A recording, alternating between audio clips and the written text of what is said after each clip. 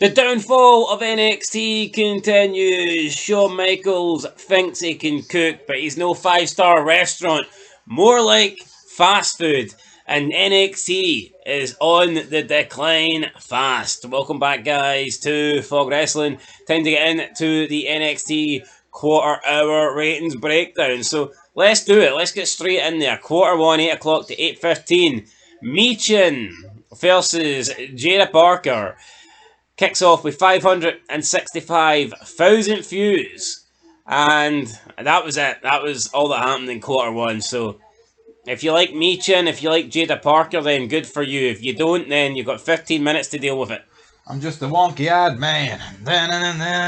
Shawn Michaels playing. Yeah, like, we can say that Michin gets forced on these shows because she's one of Triple H's favourites, but does that mean that she's also one of Shawn Michaels' favourites, or does Triple H overrule Michaels and say, here, see this Michin person? You need to have her on all the shows, damn it. I wonder what the story is here with Michin, or does everybody just think Michin's great for some reason? Well, apparently Vince McMahon thought she was that great. He made her fake an epileptic fit for a bit of television. Everyone's giving McMahon slack for that. I might have a fit if I have to watch her on another fucking segment this week. What's your problem with that, though?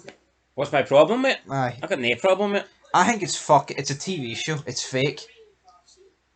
Yeah, people need to understand that it's not real life. I don't know why people get so fucking sensitive about storylines.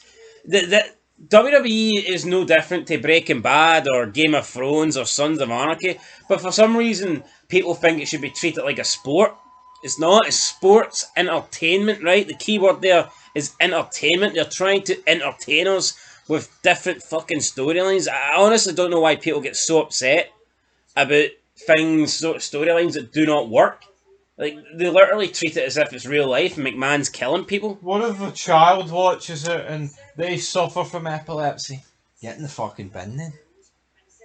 Yeah, get in the bin, right. Quarter 2, 8:15 to 8:30, we get the continuation of this match. We then get a backstage angle with Carmen Petrovic, Ariana Grace, JC Jane and Jasmine Nix. Then we get a Siobhan Evans video, a Kalani Jordan video, and then the beginning of Hank and Tank versus the New Catch Republic. This lost 6%, 533,000 views. So, yeah, thoughts on this? Hank and Tank the ratings. That's my thoughts on this. Hank and Tank versus the New Catch Republic. Who is Hank and Tank? Couldn't tell you. Hank Ledger. We watched SmackDown, Hank... did you not? Did we both watch it? We did both watch it. This is NXT, mate, so I don't know why you're talking about SmackDown. I just heard Hank and Tank and thought of SmackDown. It's the new... Why are they on both shows as well?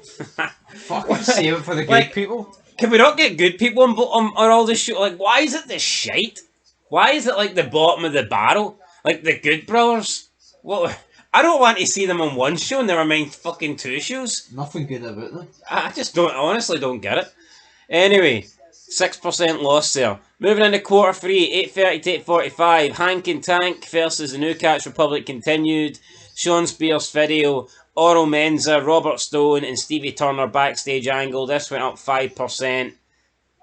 I mean, it's almost like as soon as Hank and Tank versus the New Catch Republic ended, people tuned in. Yeah, that's what I would suggest. I can't blame them. I mean, that's the way I'd go about it. Well, I wouldn't tune in for a start, like, but... Okay, moving into quarter 4, we get our best rating of the show. It was Izzy Dame versus Brinley Reese. We got a Chase U angle, and then we got Roxanne Perez and Lola Face in one of the worst promos that I can recall in a very long time.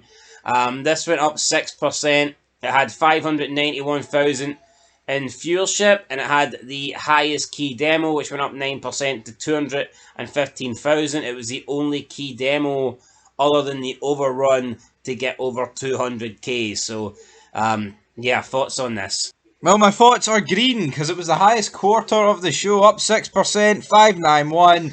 Numbers don't lie. For whatever reason, people tuned into this. I don't know, they're getting prepared for that 9 o'clock time. I'm going to go out on a limb and say aye, they were, because Roxanne Perez is the only Perez worse than Sergio Perez. And if you know your F1, he's gash. He is gash, but yeah, like I just thought this segment was terrible, so You've got Roxanne Perez, who can't really cut any promos. You've got Lola Face, who, I mean, she can't really talk either, and she's got this like weird kind of Spanish sort of accent. And one minute she's crying and talking about her mother being pregnant, and then the next minute she's talking about winning some judo competition at 22 years old or some shit like that. And then she's doing this crying, this fake crying while twerking and shaking her ass, and it just doesn't really work, you know what I mean? It's not really... It wasn't good TV. I don't care, man. Can we just bring back the fucking Divas era, seriously? No, it's not good TV, but what you've also got to bear in mind is Shawn Michaels loves this shit for whatever reason now. He spent 10 seconds with Sexy... Well, I mean, he probably loved it back in the day. He did love it back in the day, but he spent 10 seconds with Sexy Red, and it's almost like, oh, his vows to God when at the fucking Windy. I'm no longer a Christian man. No, but like, what I don't get is like, why can't we have the Divas era back? Like, why do we have to pretend here that this current women's wrestling is good when it's fucking not? There's a reason why Liv Morgan is doing the highest numbers right now, and it's got nothing to do with her wrestling. When she wrestles matches, nobody cares. When she's in segments with Dominic Mysterio, that's when the numbers go up. I mean, I just don't get it. It's, you talk about the Mount Rushmore of women's wrestling. For me, it's Trish, Lita, Stacey Keibler, and Tori Wilson. That's like the four most popular, probably because that was the fucking four hottest, and that was the four that you remember for like sex appeal, and just nobody else really matters. I don't know why they don't go back to that. Like, I don't get how Lola Face can shake her ass and be on Instagram and taking all these pics, yet when it comes to wrestling, you're just supposed to pretend that you only care about her technical wrestling ability. I don't get that. Like, remember, guys, it's real. This is her ability. Yeah, character. No, I don't get that. No, I don't get it, but here. Name me one female wrestler that pretty much doesn't. I mean, well, Roxanne Perez is. Like, we always hear about the PG eras holding this stuff back. Netflix, January 2025. Be there, be square. Let's find out, Trips. If Shawn Michaels switches to Right and Raw, then we know what's happening. Shawn Michaels. Anyway, whatever. Roxanne Perez, Lola Face, don't really care. 9 o'clock, Q5. Perez Face live angle continued. We got an Ethan Page video. We got the No Quarter Catch crew backstage. We then got Eddie Thorpe, Lexi King, Aura Mensa versus Miles Bourne. This lost 9%. No surprise here. Down to 539,000. Why do we have No Quarter Catch crew and New Catch Republic on the same show? I couldn't tell you the difference. Why is there two stables with Catch in the name? Deadliest Catch? No, but why is that? They're both fucking shite. I don't know. It just, that would never have happened back in the day. I wish I could tell you, but... Like, see unless the same word they've got is the, then that's different. Boys. The. Dudley Boys, Hardy Boys. Yeah, but I mean, why is Catch? Why is there two factions running around with the name Catch? Catch a grip, how about that? Anyway, Q6, 9:15, 9:30, Menza and Bourne continues. Wesley has a video, Gallas is in there. You've got Tyson, DeBont, whoever that guy is, Tyreek, Igu, backstage angle, Reese, Malik Blade's in there, Idris and Offie as well, down another 2%, 527,000. Oh yeah, what a great number. This is not bad. It's not a good number. But here, Malik Blade and Idris and Offie. I just hear these two and I think it sounds like a dessert. Idris and Offie, Banana Offie. Two guys that just fucking suck. Belong nowhere near the television.